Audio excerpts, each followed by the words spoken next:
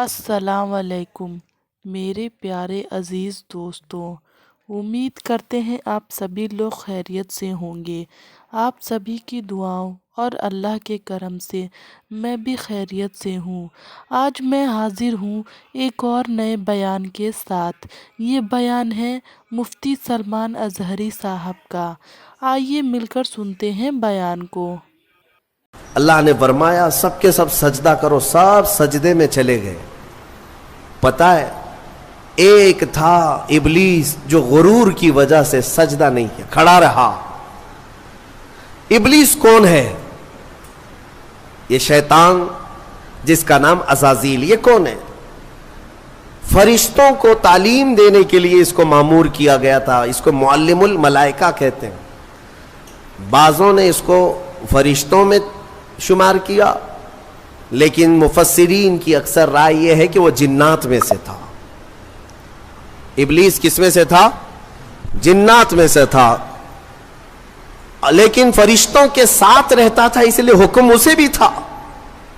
حالانکہ وہ اللہ کی بہت عبادت کیا ہے، بہت عبادت، اتنی عبادت کیا ہے کہ اس کے سجدے اگر زمین پر پھیلا دیے جائیں تو ایک رائی کے دانے کے برابر بھی جگہ خالی نہیں ہوگی، اتنے سجدے اللہ کے کر چکا، لیکن اس وقت سجدہ نہیں کیا۔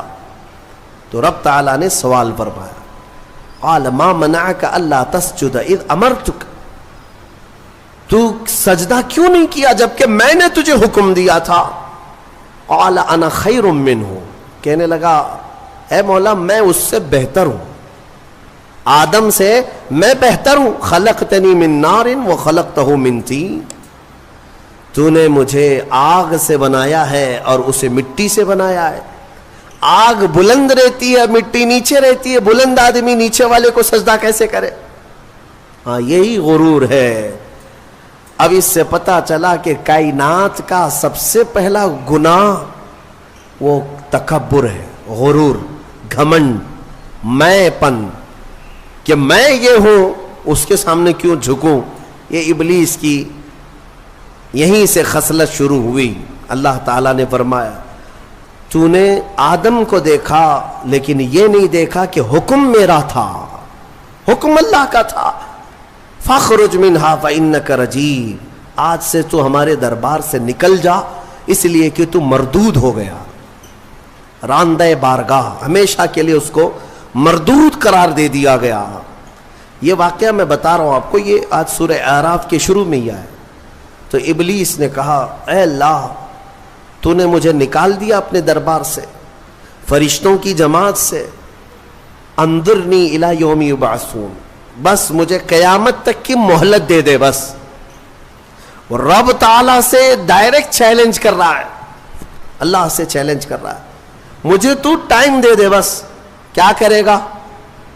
کہتا ہے قال رب بما اغویتنی لاقعدن لهم صراطک المستقیم، بس تو مجھے ٹائم دے دے، قیامت تک تیرے جتنے بندے آئیں گے میں سیدھے راستے پر بیٹھ جاؤں گا۔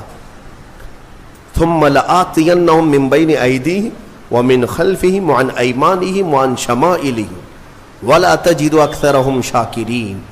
کہتا ہے میں تیرے سیدھے راستے پر بیٹھوں گا، جو بھی اس راستے سے گزرے گا، کبھی میں اس کے سامنے سے آؤں گا، کبھی پیچھے سے، کبھی دائیں سے، کبھی بائیں سے، کسی نہ کسی طرح اس کو اس راستے سے میں ہٹا دوں گا۔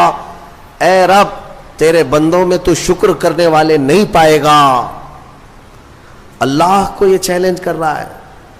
دوسری آیتوں میں یہ تک کہا اس نے قال فبعزتک لاغوینہم اجمعین، تیری عزت کی قسم اے اللہ، عزت اس کو بھی معلوم ہے اللہ تعالی، اور قسم بھی اللہ کی عزت کی کھا کر کہہ رہا، تیری عزت کی قسم میں تیرے سارے بندوں کو گمراہ کروں گا، سارے بندوں کو گمراہ کروں گا۔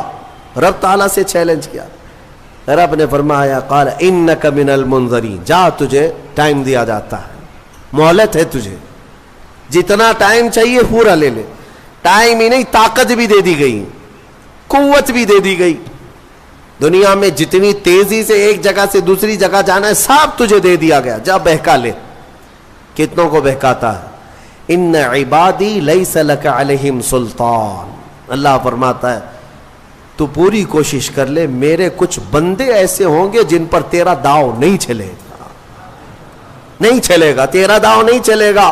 رب تعالیٰ نے بھی فرمایا تو پوری کوشش کر لے لیکن تیرا داؤ میرے کچھ بندوں پر نہیں چلے گا۔ وہ کون سے بندے ہیں؟ ان بندوں کے بارے میں ابلیس بھی مان گیا، شیطان بھی مانا، کہنے لگا ہاں ہے تیرے کچھ بندے۔ وہ کون ہے؟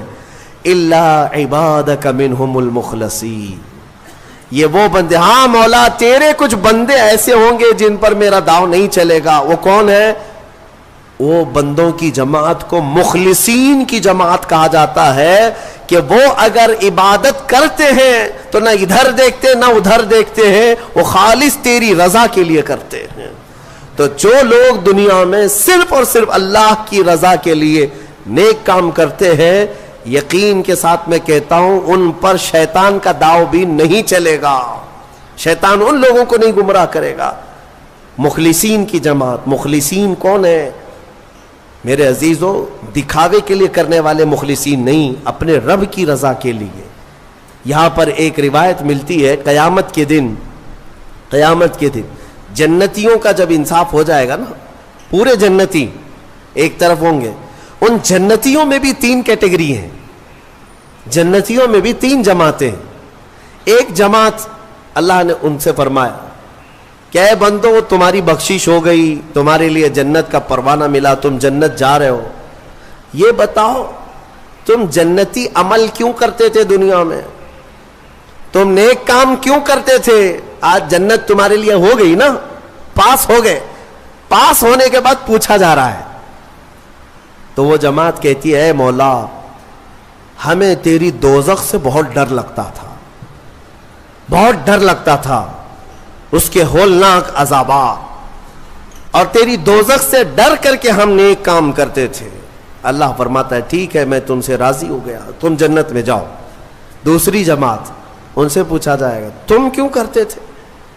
یہ سیکنڈ کیٹیگری ہے جنتیوں کی، تم کیوں نیک کام کرتے تھے؟ تم بھی پاس ہو گئے۔ وہ کہیں گے مولا قرآن میں اور حدیث میں تیرے رسول سے ہم نے جنت کی اتنی نعمتوں کا ذکر سنا تھا، وہاں کے محلات، وہاں کی خوشبوئیں، وہاں کی حوریں، وہاں کے غلمان، تو شوق تھا کہ جنت میں جائیں، اس لیے نیک کام کرتے تھے، تیری جنت کی خواہش نے ہم سے نیک کام کروائے۔ رب تعالیٰ فرماتا ہے جاؤ تم سے راضی اور تمہارے لیے جنت ہے، چلے جاؤ۔ تیسری ایک جماعت ہوگی جنتیوں کی، یہ لاسٹ کیٹیگری ہے، ان سے پوچھا جائے گا میاں آپ بھی پاس ہو گئے، جنت میں جا رہے ہو نیکیوں کی وجہ سے، تم کیوں نیکیاں کرتے تھے؟ وہ کہیں گے کہ مولا ہم نہ جنت کے لیے کرتے تھے نہ دوزخ کے لیے، ہم تو خالص تیری رضا کے لیے کرتے تھے، تو راضی ہو جا، بس ہمارا مقصد اتنا تھا۔ تو رب تعالیٰ فرمائے گا جاؤ میں تم سے راضی ہو گیا اور جنت میں جاؤ۔ وہ جماعت کھڑی ہو جائے گی نہیں جنت میں نہیں جانا ہے، اگر جنت میں جائیں گے تو پھر بدلہ ہو جائے گا، معاوضے کے طور پر ہو جائے گا، پھر ہم کو اندر جانے کے بعد دوسرے لوگ تانا ماریں گے تم بھی جنت کے لیے کرتے تھے، وہاں بولے کچھ اور ہو، ہم نہیں جائیں گے جنت میں۔ رب تعالیٰ پھر دوبارہ فرمائے گا کہ اے مومنوں میں تم سب سے راضی ہوں، تم میری رضا کے لیے کر رہے تھے، میں راضی ہوا، جاؤ جنت میں۔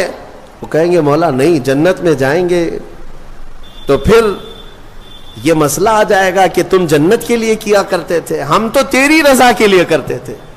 یہاں تک کہ روایت میں فرمایا گیا فرشتوں کو حکم ہوگا کہ ان کو بیڑیاں پہنا اور کھینچ کے جنت میں لے جاؤ۔ یہ مخلصین کی جماعت تھی، یہ لالچ میں عبادت نہیں کیے اور نہ ہی ڈر کر کے کیے، یہ خالص اللہ کی رضا کے لیے۔ اور اسی جماعت کے بارے میں شیطان بھی کہتا ہے ان پر میرا داؤ نہیں چل سکے گا، ان پر میرا حربہ نہیں چل سکے گا۔ اسی لیے میں مومنوں سے گزارش یہ کرتا ہوں کہ اعمال میں اخلاص پیدا کرو، اخلاص صرف اور صرف اللہ کے لیے، نہ کسی کو ڈر کر، نہ کسی کے لیے، عبادتیں نہیں، اللہ کے لیے۔ تم اپنی آخرت کو سوچو۔ میں ایک بزرگ کے متعلق پڑھا تھا، 30 سال تک انہوں نے پہلی صف میں نماز ادا کی جماعت کے ساتھ، ایک نماز بھی نہیں چھوٹی، تکبیر اولا بھی نہیں چھوٹی، 30 سال تک۔ توجہ چاہتا ہوں، 30 سال تک ایک نماز میں ایک جماعت نہیں چھوٹی اور پہلی تکبیر بھی نہیں چھوٹی، پہلی صف میں کھڑے رہتے تھے۔ 30 سال کے بعد ایک دن مغرب میں آئے تو ایک رکعت ہو گئی۔ 30 سال کے بعد ایسا موقع آیا، پیچھے رہ گئے۔ تو پھر جب آئے دیکھا کہ صفیں تو لگ گئی ہیں، پیچھے جگہ مل رہی تھی، تو انہوں نے شرم کے مارے، ڈر کے مارے، سب لوگ کیا کہیں گے ابھی 30 سال سے جس کی جگہ پکی ہے آج تو ہے نہیں، چھوٹ گیا پیچھے، تو پیچھے سے ہی گھر چلے گئے۔ گھر چلے گئے، گھر میں جا کر نماز پڑھ لیا۔ عشاء میں اس ڈر سے نہیں آئے کہ سب لوگ سوال کریں گے مغرب میں کہاں تھے کہاں تھے کہاں تھے۔ تو اس زمانے میں ایک بڑے بزرگ تھے، انہوں نے پوچھ لیا کہ فلاں صاحب جو رہتے تھے پہلی صف میں، جن کا ریکارڈ تھا 30 سال کا، وہ کہاں ہیں؟ کہا کہ حضور پتہ نہیں، مغرب میں بھی نہیں آئے، عشاء میں بھی نہیں آئے۔ کہا کہ چلو دیکھ لیتے ہیں، کہیں بیمار تو نہیں ہو گئے، کچھ تو ہوا نہیں تکلیف۔ گئے تو گھر میں بیٹھے ہوئے تھے، پوچھا کہ کیا بات ہے، مغرب میں بھی نہیں عشاء میں بھی نہیں؟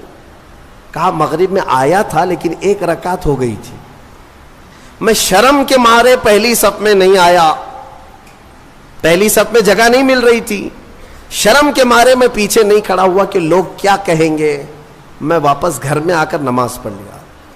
اس بزرگ نے ان سے کہا جو 30 سال کی عبادت کر چکے تھے، کہا کہ اے بندے جا پچھلے 30 سال کی نمازوں کو پھر سے ریپیٹ کر لے، دوہرا لے، اس لیے کہ جو تو نے نمازیں پڑھی وہ صرف اسی نیت سے پڑھی کہ لوگ کیا کہیں گے، لوگ کیا کہیں گے۔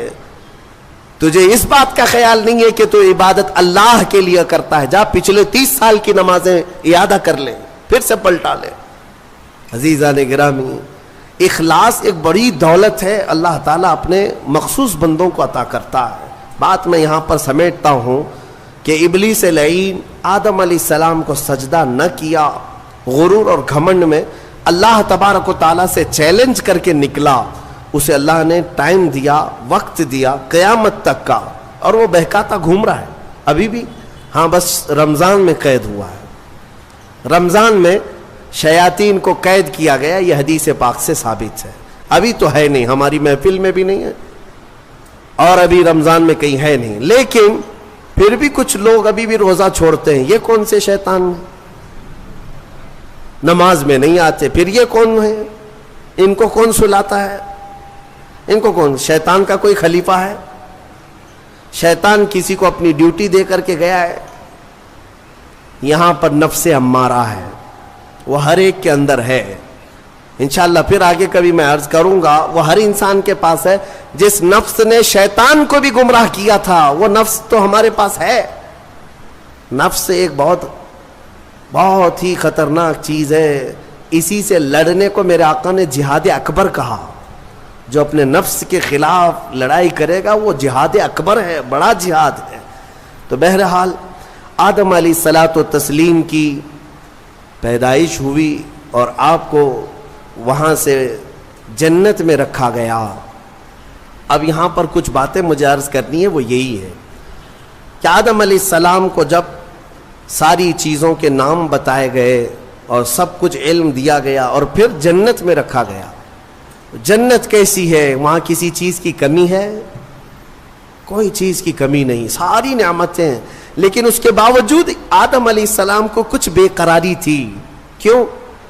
اس لیے کہ انسان جو ہے تنہا نہیں رہتا، انسان کو کوئی دوسرا انسان چاہیے۔ انس سے بنا ہے انسان، انس کہتے ہیں محبت کو، اس کے فطرت میں ہے یہ کھچاؤ، دوسرے کے ساتھ اس کا کھچاؤ ہے، لگاؤ ہے، دوست بناتا ہی ہے، اکیلا نہیں رہے گا انسان۔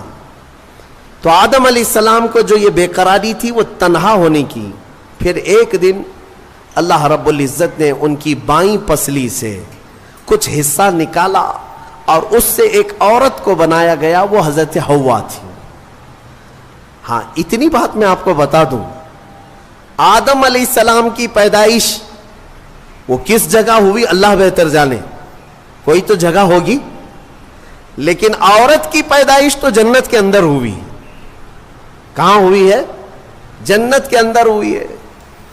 ہاں جنت میں پیدا ہوئی ہے عورت، یہ اس کا مقام ہے، اور یہ جنتی چیز ہے. اللہ تبارک و تعالیٰ نے اس میں جو خوبصورتی رکھی ہے عورت کے اندر، وہ جنت کی کشش ہے.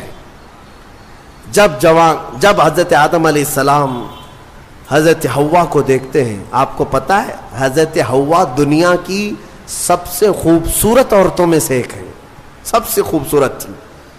آدم علیہ السلام ان کی طرف ہاتھ بڑھانے لگے. رب تعالیٰ کا حکم ہوا، آدم تمہارے لیے حلال نہیں، تم اس کا مہر ادا کرو، مہر ادا کرو. مہر دینا یہ جنتی قانون ہے، آج بھی ہمارے نکاح میں مہر رکھا جاتا ہے. آدم علیہ السلام نے عرض کیا کہ مولا میں یہاں کس چیز کا مالک ہوں، کیا چیز مہر میں دوں؟ رب تبارک و تعالیٰ نے فرمایا آدم تمہاری اولاد میں اخیر زمانے میں میرا ایک محبوب نبی پیدا ہوگا جس کو آسمانوں میں احمد، زمینوں میں محمد کہا جائے گا. آدم تم اس پر 20 بار درود بھیجو، یہ حوا کا مہر ہو جائے گا. شیخ عبدالحق محدث دہلوی رحمۃ اللہ علیہ نے بھی اس کو لکھا ہے. آپ اندازہ کرو ہماری ماں کا مہر درود پاک ہے. ہماری ماں ہمارے باپ کے لیے حلال ہوئی تو درود کے صدقے میں حلال ہوئی. اور جس کو درود سے چھڑ ہے اسے سوچنا چاہیے کہ حلال ہونے کا طریقہ آدم علیہ السلام کے لیے حضرت حوا درود رکھا گیا. درود کے منکر تو کہاں جائے گا کہ اپنے ماں باپ کے بارے میں شک کرے گا. آدم علیہ السلام اس کے بعد حضرت بی بی حوا کو چھوتے ہیں. دونوں مزے سے رہ رہے تھے. قرآن میں اللہ فرماتا یا آدم اسکن انت وزوجک الجنت فکلا منہا حیث شئتما. رب فرماتا ہے تم اور تمہاری بیوی جنت میں رہو، جو چاہے کھاتے رہو، جہاں سے من کرے کھاؤ. جنت میں گھومتے رہو، پھرتے رہو، ساری چیزیں تمہارے لیے اب حلال ہیں. لیکن رب نے فرمایا تھا وَلَا تَقْرَبَ هَذِهِ الشَّجَرَةَ، ایک درخت ہے اس کے قریب مت جانا، ایک درخت ہے اس کے قریب مت جانا. اللہ کی طرف سے منع تھا. وہ درخت کے قریب جانے کی ممانعت آئی تھی تو ہوا کیا؟ ابلیس لعین جو بارگاہ سے مردود ہو گیا تھا، اب اس کی ڈیوٹی ہو گئی تھی کہ آدم علیہ السلام کو بہکائیں یا پھر ان کی ذریت کے خلاف کچھ نہ کچھ سازشیں کرتے رہے. اس کی ڈیوٹی ہو گئی تھی. اس وقت تک وہ فرشتوں میں بھی جاتا آتا تھا، جنت کے دروازے تک بھی پہنچتا تھا. روایات یہ بتاتی ہیں کہ ایک دن جنت کے قریب وہ گیا، آدم علیہ السلام اور حضرت حوا کو بلایا، کہا کہ تمہیں پتہ ہے اس درخت کے قریب جانے سے کیوں منع کیا گیا ہے؟ آدم علیہ السلام نے پوچھا کیا بات ہے؟ کہا اس درخت میں ایک پھل ہے، اگر تم کھا لو گے نا الا ان تکونا ملکین او تکونا من الخالدین، تم یا تو فرشتے بن جاؤ گے یا ہمیشہ جنتی بن جاؤ گے. ہاں اگر کھا لیے تو ہمیشہ کا ہو جائے گا، پکے ہو جاؤ گے. اس لیے تمہیں روکا گیا ہے، کھانے سے روکا گیا ہے کہ تم کنٹینیو نہ ہو جاؤ، یہاں پہ ہمیشہ کے نہ ہو جاؤ. آدم علیہ السلام اس کی باتوں میں نہیں آئے. لیکن اندر آنے کے بعد حضرت حوا بار بار کہنے لگیں آدم علیہ السلام سے کہ ایک بار پھل کھا کے تو دیکھتے ہیں، کھا کر کے تو دیکھتے ہیں. حضرت آدم علیہ السلام نے منع کیا. رب تبارک و تعالیٰ نے قریب جانے سے منع کیا ہے، وَلَا تَقْرَبَ هَذِهِ الشَّجَرَةَ. اب یہاں پر شیطان نے ایک لاجک سکھائی، منطق. ہاں قریب جانے سے منع کیا نا، درخت کا پھل کھانے سے تھوڑی نہ منع کیا.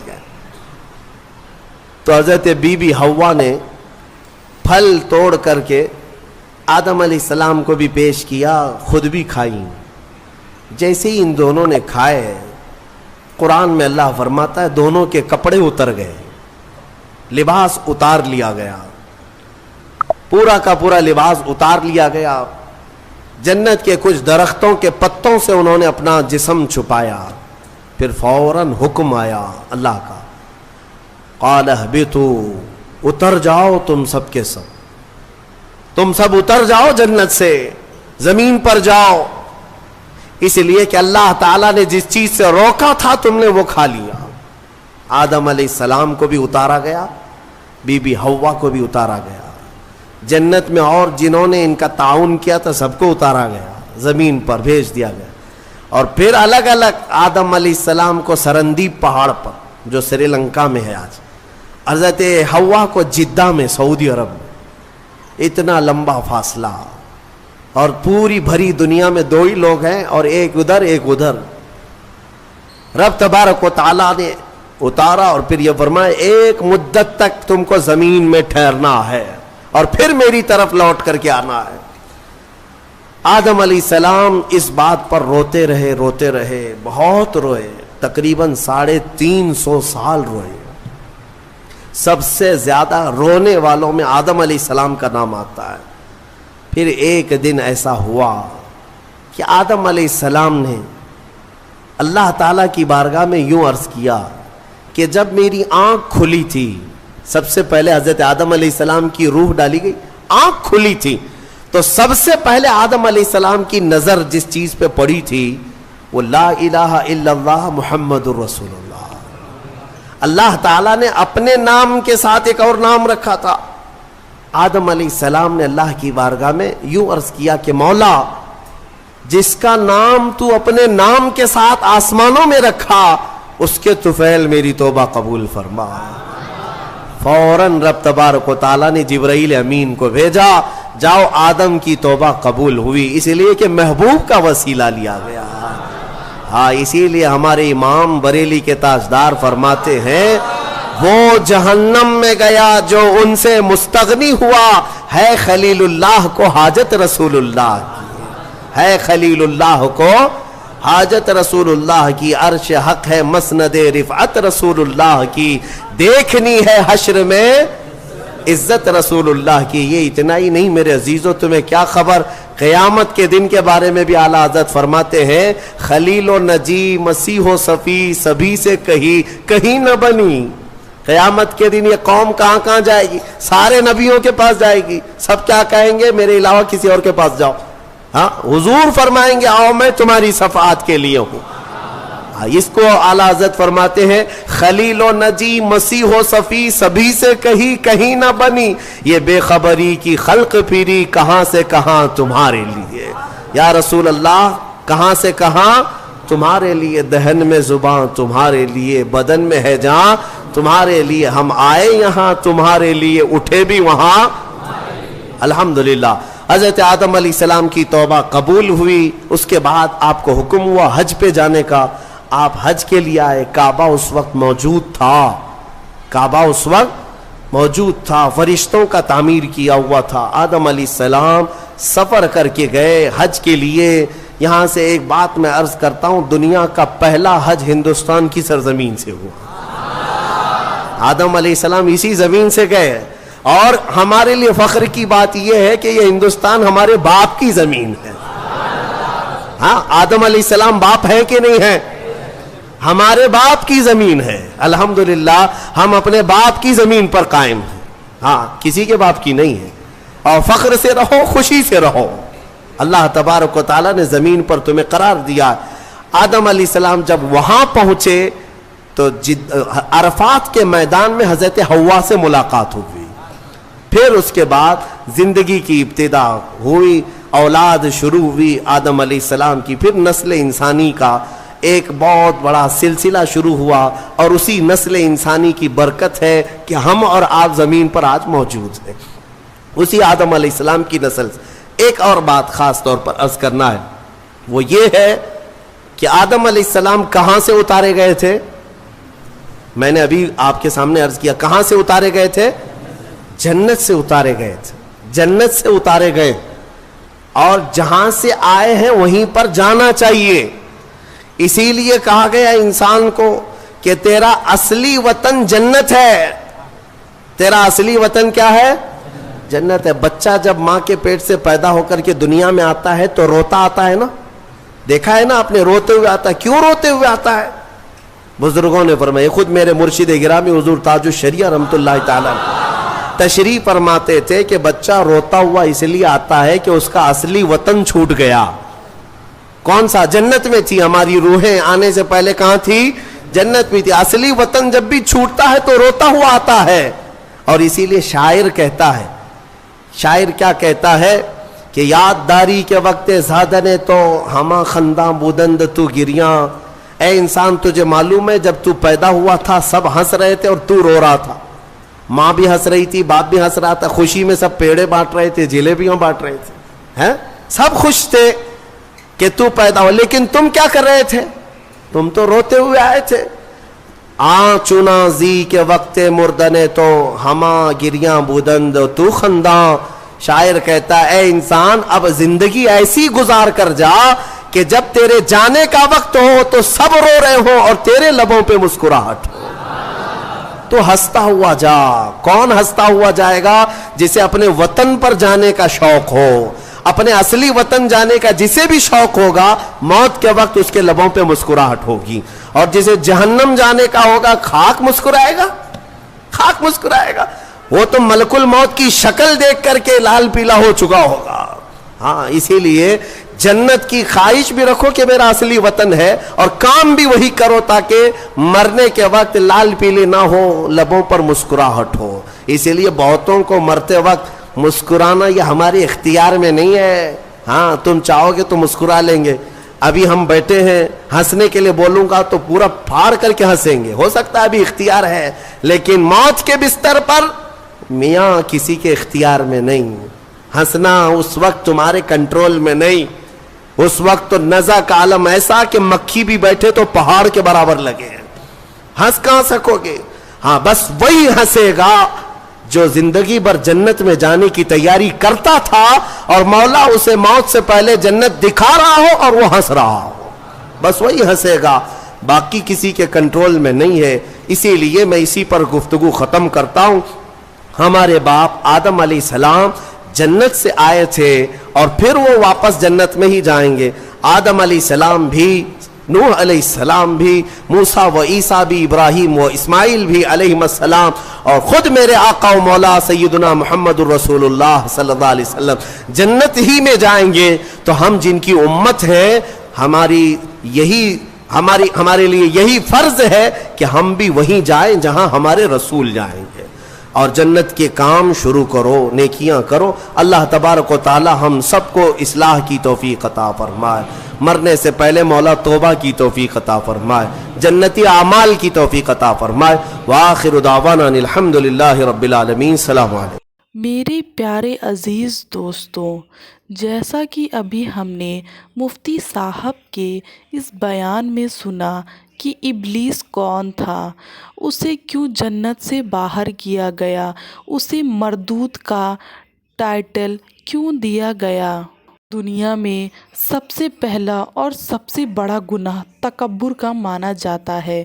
ابلیس اللہ تبارک و تعالیٰ کی بہت عبادت کرتا تھا, لیکن اپنے تکبر کے چلتے اسے فرشتوں کی صف سے باہر کر دیا گیا.